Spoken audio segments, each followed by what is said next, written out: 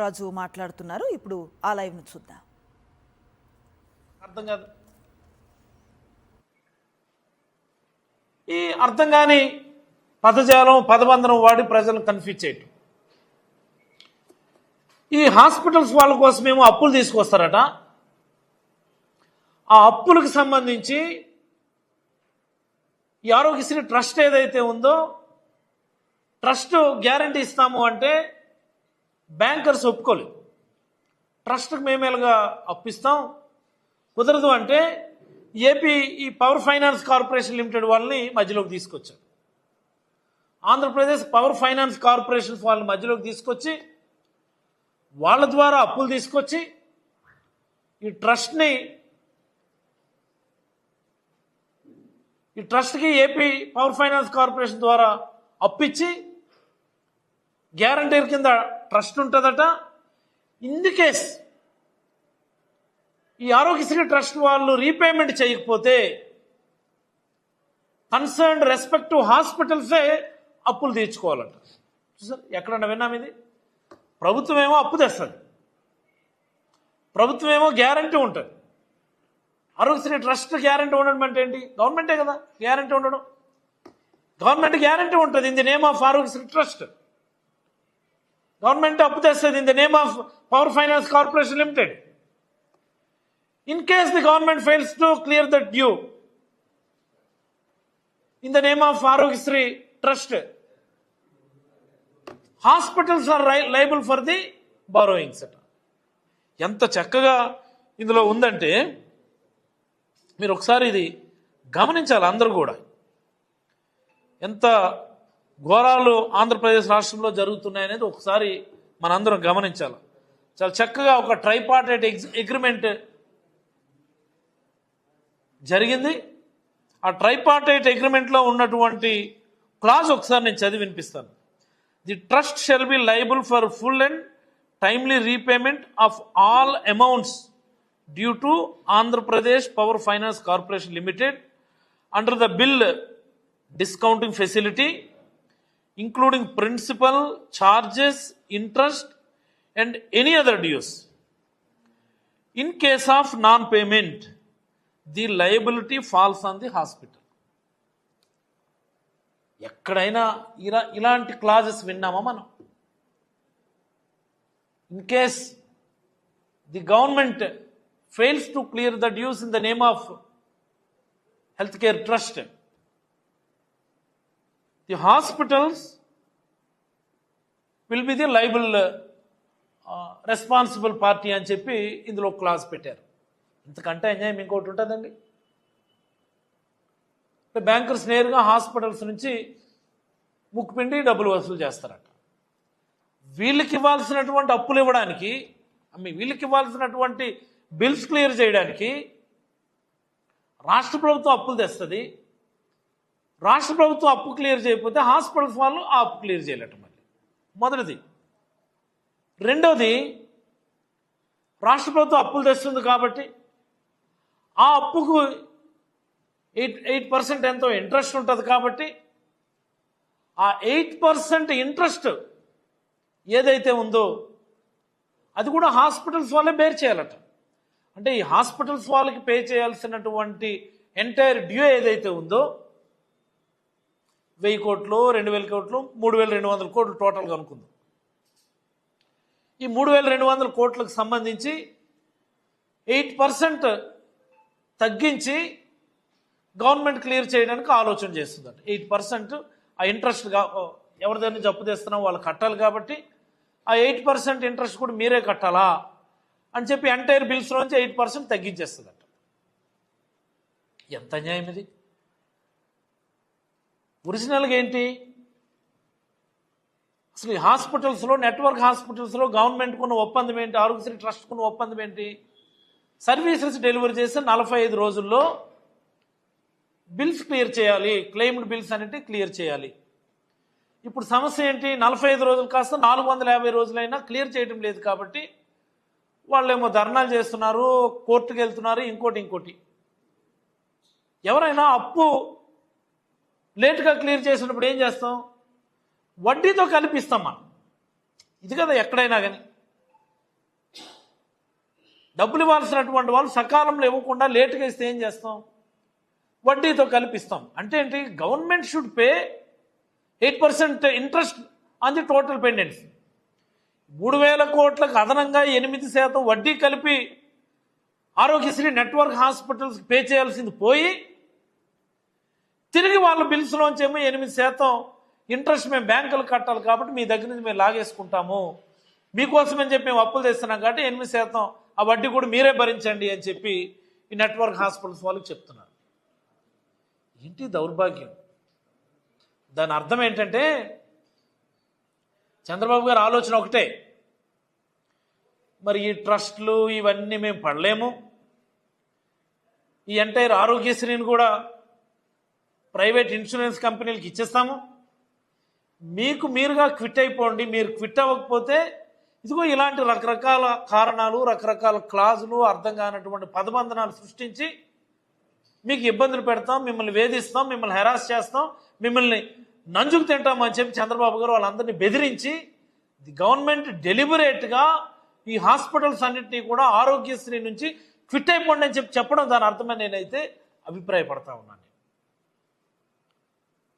ఇది నేరం కాదా? ఇది ప్రజల ఆరోగ్యాన్ని ఫనంగా పెట్టి పేదల ఆరోగ్యాన్ని రోడ్డుకి లాగి పేదల ఆరోగ్యంలో భాగస్వాములైనటువంటి హాస్పిటల్స్ని ఇబ్బంది పెట్టడం నేరం కాదా, ఘోరం కాదా నేను అడుగుతా ఉన్నాను. అందుకనే నేరాలు ఘోరాల్లో ఈ వార్త మొదటి వార్త కింద, హైలైట్ వార్త కింద ఉండాలి. ఇది ఏం చంద్రబాబు గారు, ఇది నాకు అర్థం కాదు. 24 నెలల్లో 3,54,000 కోట్ల అప్పులు తెచ్చారు మీరు.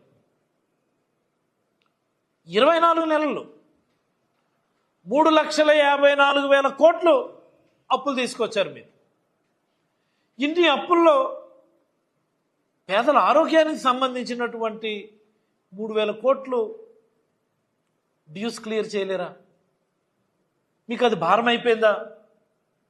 మీకు అది కష్టమైపోయిందా? ఆ డ్యూస్ క్లియర్ చేయడానికి ఇన్ని ఇబ్బందులు హాస్పిటల్స్ వాళ్ళకి, ఇంతలాగా వాళ్ళని హెరాస్ చేయాలన్నా? ఇదేనా పేదల ఆరోగ్యం పట్ల మీకున్నటువంటి చిత్తశుద్ధి? నేనైతే ఈ రాష్ట్ర ముఖ్యమంత్రి గారిని అడగదలుచుకున్నాను. జగన్మోహన్ రెడ్డి గారు 60 నెలల్లో 5 సంవత్సరాల కాలానికి గాను 60 నెలల్లో 3,32,000 కోట్లు అప్పులు చేస్తే, ఈ కూటమి ప్రభుత్వం చంద్రబాబు గారి నేతృత్వంలో కేవలం 24 నెలల్లో రికార్డు బదలు కొట్టేసింది. 3,54,000 కోట్లు. చూసారా? దీనికి చంద్రబాబు గారు చెప్పే మాటలు, సంపద సృష్టిస్తా, ఆ సంపదను మీకు పంచుతా, మీ అందరి జీవితాలను బాగు చేస్తాయని చెప్పి ఆయన చెప్పేటటువంటి మాటలు. ఇదా మీరు సృష్టించినటువంటి సంపద?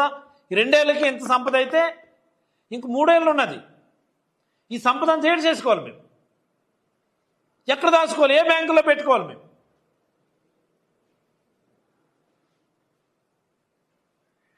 మన ఆంధ్రప్రదేశ్ రాష్ట్రంలో ఉన్నటువంటి బ్యాంకులు సరిపోతాయా ఈ సంపద అంతా దాచుకోవడానికి?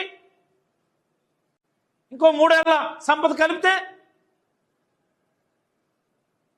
ప్రభుత్వాన్ని నడపడం చేత కాదు చంద్రబాబు గారికి.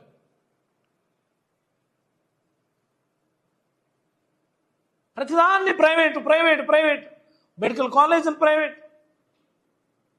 100-bed hospitals private, district hospitals private, community health centres private, Aarogyasri private, 104, 108 private, అసంబద్ధమైనటువంటి వ్యక్తులకు ఇచ్చారు. ఇరిగేషన్ ప్రాజెక్టులు ప్రైవేట్, లిఫ్ట్ ఇరిగేషన్ స్కీములు ప్రైవేట్, రోడ్లు ప్రైవేట్, హార్బర్లు ప్రైవేట్, పోర్టులు ప్రైవేట్, టూరిజం ప్రాజెక్ట్స్ ప్రైవేట్. ఏం మిగిల్చారు? అన్ని ప్రైవేటైజ్ చేసేస్తే మరి మీరు దేనికి? ముఖ్యమంత్రి గారు దేనికి? మంత్రులు దేనికి? ఈ మాత్రం దానికి సింగపూర్ అట, మళ్ళీ సింగపూర్లో వెళ్ళి అక్కడ తిరుగుతున్నారు. ఎలా ప్రైవేటైజేషన్ ఎలాగ చేయాలి అన్నటువంటిది నేర్చుకోవడానికి. ఒక్కొక్క డిపార్ట్మెంట్ని ఎలా ప్రైవేట్ వ్యక్తులకి సింగపూర్ చేసేయాలని స్టడీ చేయడానిక మీరు సింగపూర్ పర్యటన? ఇన్ని అన్యాయాలు, ఇన్ని ఘోరాలు. అన్కండిషనల్గా ఆరోగ్యశ్రీ నెట్వర్క్ హాస్పిటల్కి సంబంధించినటువంటి బిల్స్ రిలీజ్ చేయాలని ప్రభుత్వానికి నేనైతే డిమాండ్ చేస్తా ఉన్నాను. చాలా తప్పిది. వన్ టైం సెటిల్మెంట్ అని అక్టోబర్లో అన్నారు, మొన్న అన్నారు 1000 కోట్లు ఇస్తామన్నారు. ఆ 1000 కోట్లు ఇంతవరకు ఇవ్వలేదు. ఆ తర్వాత విడతల వారీగా మిగతా బిల్స్ ఇస్తున్నారు, అవి ఇవ్వలేదు. ఇప్పుడేమో ఆ ఓటీఎస్కి ఏమో 8% డిడక్షన్ అంటున్నారు ఇంట్రెస్ట్ పేరిట. హాస్పిటల్సే మీరు బాధ్యులు కండి, మీరే గ్యారంటీలుగా ఉండండి, లేకపోతే మీ దగ్గర నుంచి మేము లాగిస్తాము అని చెప్పి బ్యాంకులోనేమో ఒప్పందాలు చేసుకుంటామంటారు. ఏంటి ఘోరం ఇది? ఇవన్నీ చూస్తే నాకు ఒక డౌట్ వచ్చింది. నిన్న ఈనాడులోనూ ఆంధ్రజ్యోతిలోనూ ఒక మంచి వార్త రాశారు. ఇది ఈనాడులో రాసిన వార్త అండి. ఇది రాష్ట్రాల నెత్తిన అప్పుల బండ. చూస్తున్నారు కదా, రాష్ట్రాల నెత్తిన అప్పుల బండని ఈనాడులోను, ఆంధ్రజ్యోతిలో ఏపీహెచ్పి. చూస్తున్నారా, కనిపిస్తుందా? ఏపీహెచ్పి అని ఆంధ్రజ్యోతిలోను. ఇదేంటట దీని సారాంశం? హెచ్పి అంటే హిమాచల్ ప్రదేశ్ రాష్ట్రంలో అప్పులు బాగా పెరిగిపోయి రాష్ట్రం దివాలా తీసే పరిస్థితి వచ్చింది. ఆర్థిక వ్యవస్థ అస్తవ్యస్తమైపోయింది ఆ రాష్ట్రంలో. దానివల్ల ఉద్యోగుల జీతాల్లోంచి 20 నుంచి 30%, 20 నుంచి 50% కోత విధిస్తున్నారు అని చెప్పి అన్నటువంటిది ఇది వార్త. హిమాచల్ ప్రదేశ్లో ఉద్యోగుల జీతాల నుంచి 20 నుంచి 50% ఉద్యోగుల జీతాల నుంచి కోత అన్నటువంటి దాని సారాంశం. అంటే ఏంటి? రాష్ట్రానికి అప్పులు బాగా పెరిగిపోయి రాష్ట్రం ఫైనాన్స్ డిపార్ట్మెంట్ మేనేజ్ చేయడం సాధ్యపడడం లేదు, అప్పులకి వడ్డీలు కట్టలేకపోతున్నారు. దానికి మరి ఏదో ఒకటి చేయాలి కాబట్టి ఏకంగా ఉద్యోగుల జీతాల నుంచి కోత విధించారు అన్నటువంటి దాని మీనింగ్. ఈనాడులోనూ ఆంధ్రజ్యోతిలో ప్రధానంగా అది రాశారు. ఏకంగా డైరెక్ట్ ఏపీ అని ఆంధ్రజ్యోతి వాళ్ళు ఏపీహెచ్పి అని డైరెక్ట్ రాశారు. అంటే ఆంధ్రప్రదేశ్ హిమాచల్ ప్రదేశ్ మాదిరి అని. మీరు ఒక నెల రోజుల నుంచి మీరు ఒకసారి వార్తలు చూడండి. చంద్రబాబు గారు 1కి 10 సార్లు చెప్పినారు. ఏమన్నారు? ఆంధ్రప్రదేశ్లో రెవెన్యూ ఇన్కమ్ ఉద్యోగుల జీతభత్యాలకే సరిపోవడం లేదు.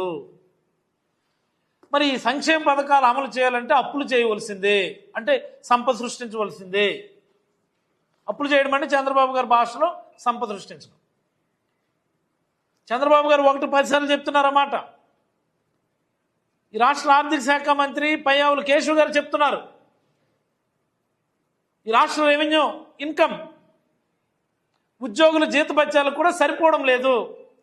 మరి మిగతా ఈ సంక్షేమ పథకాలు ఇన్ఫ్రాస్ట్రక్చర్ వర్క్స్ ఏమైనా చేయాలి అంటే అప్పులు చేయడం తప్ప ఇంకొక మార్గం లేదు అని చెప్పి ఆయన చెప్తున్నారు. అంటే నేను అనుకుంటున్నానంటే ఇది నిజం, ఇది వాస్తవం. రేపు పొద్దున జరగబోయేది కూడా ఇదే. ఇంత పచ్చిగా ఆంధ్రజ్యోతి వారు ఏపీహెచ్పి అని రాశారు అంటే దాని మీనింగ్ కూడా అదే. ఆంధ్రప్రదేశ్లో కూడా రాబోయే రోజుల్లో ఉద్యోగుల జీతభత్యాల్లోంచి 20 నుంచి 50% కోత విధించడానికి ఈ ప్రభుత్వం అనధికారికంగా నిర్ణయం తీసుకుంది.